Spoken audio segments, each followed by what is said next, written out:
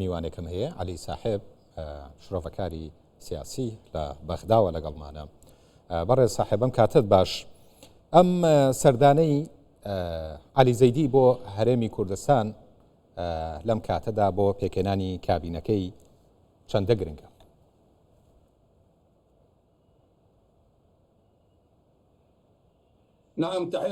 سڵاو لە تۆ دکتۆر ئەمار، سڵاو لە تەواوی کارمەندانی کوردستان 24 و بینەران بە دڵنیاییەوە ئەو سەردانەی بەڕێز زەیدی بەو پێی کە لایەنی کوردی هاوبەشی پرۆسەی سیاسی زۆر گرنگە. ئەو بەڕێزە سەرقاڵی پێکێنانی کابینەی وەزاریە بێگومان برانی کورد پشتی باشی و بەرچاویان دەبێت. ئەو سەردانەش لە لایەنی کوردیەوە لە هەولێریش بە تایبەتەوە پاڵپشتی دەکرێت و پێشوازی دەکرێت. ئەمە بۆ ئەو ئاسایکردنەوەی پەیوەندیەکانیشە لە نێوان بەغدا و هەولێر بۆ چارەسەری ئەو دۆسی هەڵپاسراوانەی کە هەن، هەروەها بە شێوەیەک لە شێوەکان بۆ ئەوەی پێنگاوەکان بە ئامانجی پێکێنانی کابینەی داهاتوو بێن و هەنگاوەکان ئاسان بن، بە تایبەتیش کە شاندی یاوەری بەڕێز مەندەلاوی و فەیازی لە خۆگرتووە، کەواتە زیاتر لە دۆسیەکی هەڵپەسێردرا و تاوتوێ دەکرێت. بەڵام دانوستانکاری دەکرێت و هاوکات دانوستان هەندێ پرس دەکرێت و بە ویستی خوا ئاسان دەبن و هاوڕێتی و دۆستانە و خواست دەبێت بۆ ئەوەی هەڵوێستێکی یەکگرتوو بە ئافرێت لەو سەردانەدا بۆ ئەوەی پێشینەی حکوومەتەکان ئەوە بێت بەدی بێت کە هەمان چاوەڕێی دەکەن کە ڕەنگەرەکەش ئاسان نەبێت، دۆخەکە خراپە، دەبینین ئابووری خراپە، پرسیە سەردراوان دۆسیە دیکەش هەن. ئێستاش کۆبوونەوەکەی لەگەڵ سەرۆک بارزانی و کەساتێ کوردەکانی دیکە گرنگە و ئەو دۆسیانەشی کە تاوتوێ دەکرێن سان لەسەر دەکرێت بۆ ئەوەی پرۆسەکە خێراتر بگاتە ئامانج و ئەو کابینێش لە ماوەی خۆیدایە کە 30 ڕۆژ تێپەڕ نەکات. باش، بۆچی بەشداری کورد لە حکوومەتی داهاتووی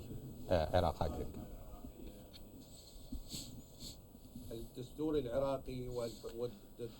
دەستوری عێراقی و حکوومەتی دوای 2003 لەسەر ئەو کۆڵەگانە بیناکراوە، برانی کورد سونە شیعە، بۆ ئەوەی پێگە و پایەکان دابەش بکەن لە نێوان خۆیان و تاوکاری یەکتر بن. دەستور ژمارەیەک لە هەرکۆبەرپرسیارەتی داناوە بۆ کورد، لە هەمان کات دەبینی ئەو پێگە و پایانێکە شایستەیانن و مافی ئەوانن، ئەوانوەکو هاوبەشیشی کاریگەر و کارە بۆ ئەوەی ڕۆڵی خۆیان بجێڕن و پێکومان سەرۆک بارزانی هاریکار بووە لە چارەسەرکردنی چەندین کێشە، تەنانەت ئەو کێشانەشی کە لە بەغدا هەن. بۆیە هاوڵێکی ڕاستەقینەیە کورد ناکرێت بە شێوەیەک پشتیان تێ بکرێت، ناکرێت بە ڕاوێژکاری ئەوان لەگەڵ سەرۆک بارزانی ئەو کارە بچنەڕێەوە. ئەمە لە کاتێکدا کە دەبینین بەڕێزان ئەزمونێکی توور و درێژی لە پرۆسەی سیاسی هەیە. زۆر باش. لەسەر خودی علی زەیدی ئایا تەواوی لایەنە شیعەکان پشتیوانی علی زەیدیەکەن لەم پرۆسەی کە دەستی داوەتێویش پێکێنانی کابینەی نوێی حکوومەتی عێراقا؟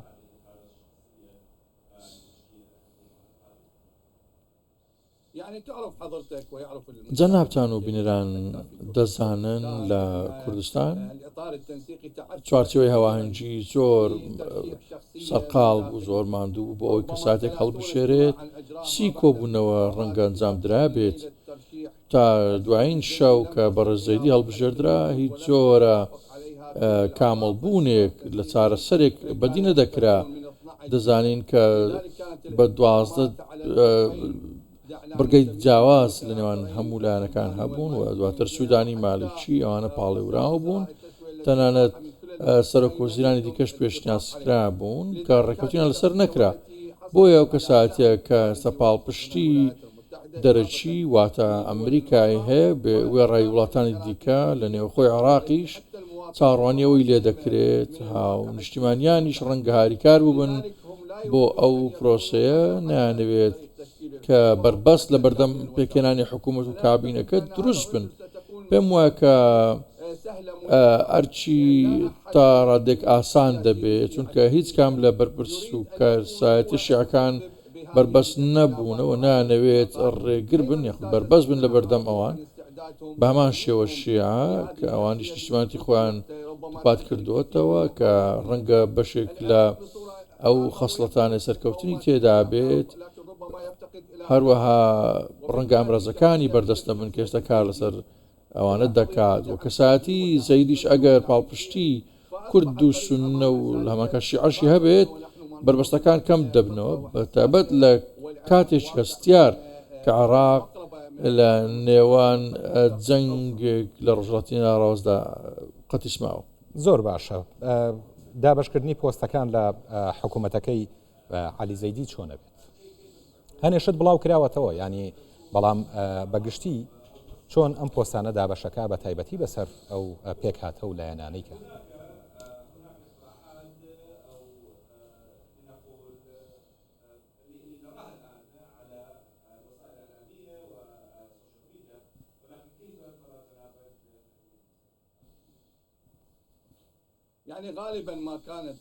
بە سۆری دەبینیت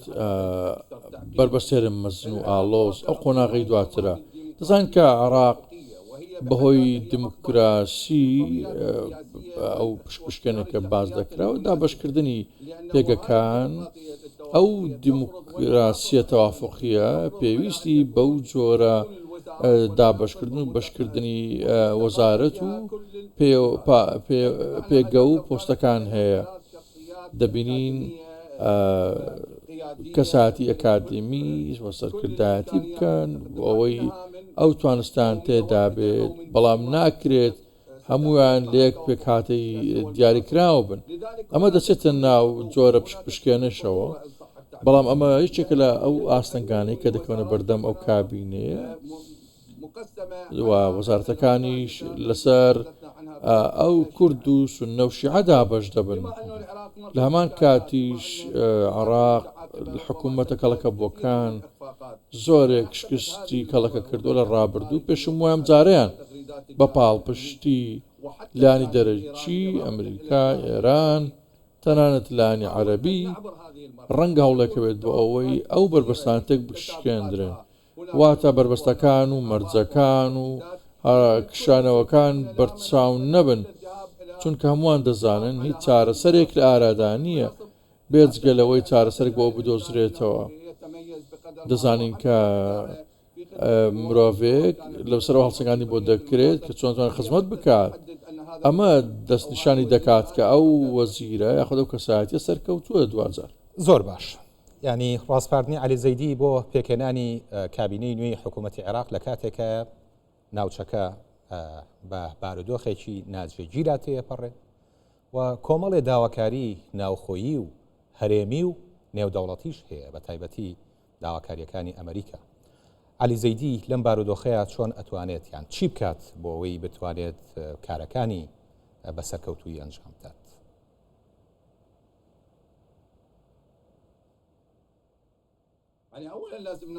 دەستپێک دەبێت دەرپەوە دابنێن کە ئێستا دۆخی عێراق ناسەقامگیرە کاریگەری نەک لەسەر نێوخۆ بەڵکو لەسەر چوارچێوەکەشی و چواردەوری هەیە وڵاتانی عەرەبی وڵاتانی کەندا و هەمویان کاریگەری ئەو جەنگەش و ناسەقامگیریان لەسرە بۆ هۆی نەبوونی ئەو جۆرە هاوبەشیە بۆیە دەبینین کە خواستێک هەیە کە خەڵکیش دەیانەوێت هەڵپشت لە حکوومەتێکی بەهێز یەکگرتوو بکەن دەبینین هەمووان تەبابن بێکەوە وڵاتێشی بێدابەشکاری بێت و سیاسەتی دانوستانکاریشەوە دەخوازێت سیاسەتێک هاوسەنگ بێت ئەگەر بە جۆرێک لە جۆرەکان ئەستەمیش بێت وەڵام پێویستە بۆ پەڕاندنی ئەو دۆخە پێویستە بێلانانە لەسەر پرسانە دانوستان بکرێت کە ئێستا وڵاتی پێداتێ پەڕ دەبێت دەزانین بارودۆخ لە نێو سەربازگی ئەمریکا و ئێران و ئیسرائیلی تا ئێستا شلۆقە جەنگەکە خوابەدووری بگرێت هەر کراون لە بەردەمە هەڕەشانەدا وڵاتانی عەرەبیش پاڵپشتی کارن هەروەها پێکاتە نێوخۆیەکانیش ئەمە نەهاریکاری ئەو کەسایەتێت دەبن بۆ ئەوەی بەسەر بەرپرسەکاندا زاڵ بێت و لە هەمان کاتیش لە نێوخۆ و لە دەرەوەش پاڵپشتی بکرێت. باش بەڕێز علی ساحب شرۆڤەکاری سیاسی لە بەغدا و میوانی ئێمە بووی، سپاس بۆ و کاتەی بێمت بەخشی.